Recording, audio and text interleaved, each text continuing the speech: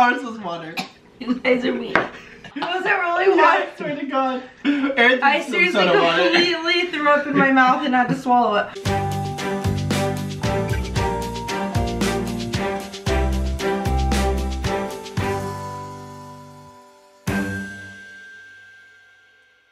Hey guys, welcome to another episode of Husband and Husband. I'm Jonathan. I'm Aaron. And we're Husband and Husband.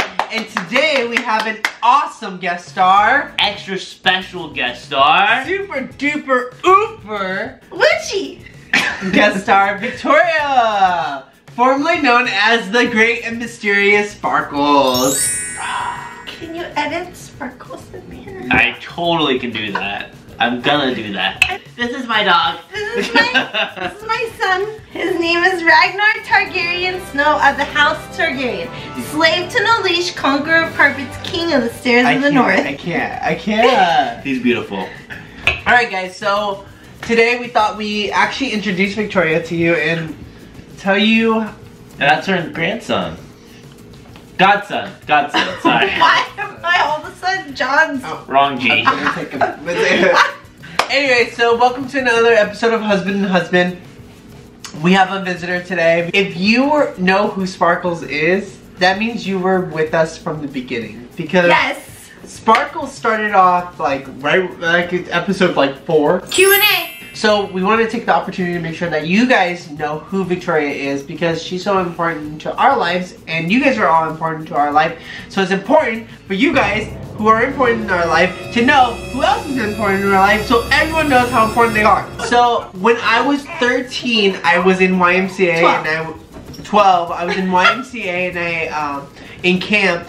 I remember it was like 2 weeks later. I was there from the very beginning. You weren't there yet. I think you were on vacation or something. But I remember, I wasn't popular in school at that moment in middle school, but I was like popular in YMCA, and I thought I ruled the place.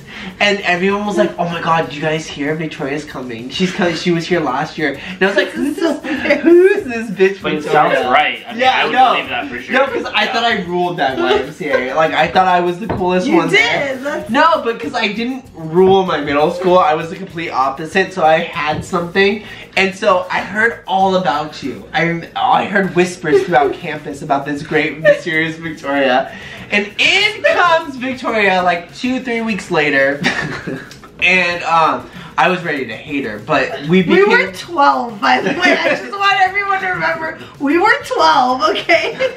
But I walked in like this. Like, yeah, no, seriously, you had a reputation, and it was a whole year later. But I didn't even like know it. Yeah. Because I'm not even lying, I remember before you got there, people talking about Victoria. And I was so mad because I was like, who the fuck? Because in the first, I had like all these people wanting to hang out with me and all these people kept talking about you at the end of it when they knew you were coming. So anyways, we became best friends and she was one of the We became uber best friends. We did become uber best friends. We never went to the same school though. Yeah, and just a side note, I got sent away in high school for being a little bit too bad. Intense. And John was one of my only friends that stuck with me through it. He came and visited my parents. He drew me a little book about our friendship. I don't remember that. No, I don't remember. No, it sounds like a John thing to do though. That's amazing. When you get sent away as a teenager, and being a teenager, like you lose a lot of people in your life. Like people come and go, and all those people aren't going to be there later. But John stuck I fought my way. He was there when I came home, and then that was just like at that point we were only 17 or 18, and then like we started that whole crazy journey together. Yeah, I remembered like when I first came out of the closet. With all my friends and family, it was more like a list that I needed to check off everyone and just make sure that they knew that I was out now. I remember that day, I told you on the way up, and then we were on this like mountain and you were like, do you think that guy's hot? That guy's hot, huh? And I was like, that's the same day I told you about this guy that I was talking to on the phone and that I met online who was Aaron. And I was like, I don't know where it's at right now, but I really like him. But that was the last thing she knew about Aaron. Halo? Yeah, but the day I told you that I was gay was the day that I told you that I started talking to this guy. It's the same day that Sam said, don't put all your eggs in one basket. Oh my god, you think that's how this episode? Whole other story. Whether or not she knew before, I remember you being, or acting, in shock.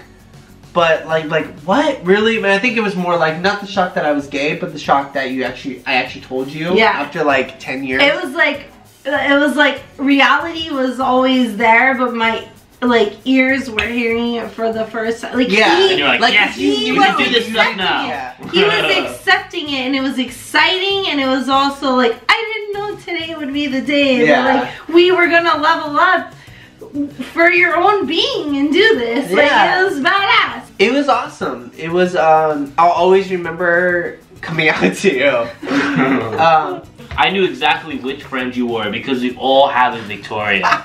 You guys, we all have a Victoria. Whether you know it or not yet, you know what she is. Right? You know it, you know it. Yeah. Because you have one of us too. Exactly. You know, and I always push you both and to we your cherish limits. you. And it's not a bad thing. We cherish you. We know. I knew what you were when I met you, though. Like, I knew which friend you were gonna be. You know what I mean? Yeah. You pushed us to do things that we never thought about doing. I'm not talking about. We could go down that route. I honestly, I remember the exact moment you guys met, because for me it was just like, I hope they like each other. Like, because I didn't have a boyfriend ever before, and I remember about a week or two before you guys met, you called me and we hadn't talked for about 2 months, and you were like, hey, so what's going on with that guy you were talking about and I was talking to? And I was like, oh, we're dating. Like, I totally forgot because I don't know what happened. Oh, by the way. Yeah. So you guys met pretty fast. Yeah. But remember, we all went out together that night. Yeah, we picked Aaron up from his house. Victoria, I remember you was in the driver's, or not the driver's seat, but the passenger seat. And you got out for Aaron. You're like, hi, I'm Victoria. And I remember like being there and be like, oh my god, they like each other, right? I hope they like each other. It was always one of those friendships, like, you don't have to talk to the person every day, but when you do, it was like no time had ever passed. Exactly. And I've never that. That's when you know it's real. It's super real. It's raw. Oh, you're so cute. So anyways, Victoria's met Aaron, and then she like does her, like, we both do our thing where we like don't talk for like a month. And me and Aaron were both kind of getting kicked out of our house. Well, you came out to your parents. Yeah, I came out to my parents, which you guys know all that story, or you guys can, if you haven't, you can see that video. And it didn't go well. Aaron was getting kicked out of his house for different reasons. Different issues. Let's not go there right now. Let's do another video on that. Yeah, so we were both getting kind of kicked out, and we both decided that we wanted to move in with each other, but we didn't know, we didn't really have the means, we had no money, we didn't have enough money, and Victoria, like, I remember talking, I actually remember the exact place I was walking in my complex, right, my parents' house, and I remember calling you and telling you what was going on, and you were like, oh, we actually have an empty room if you guys want to move in there. Just come. What kind of thing? Bring all your shit. Just fucking come. Bring our top ramen, our Ritz crackers, and our little dinky bed. I haven't been dating my boyfriend that long, but fuck it, we'll make it work. Like, I don't give a shit.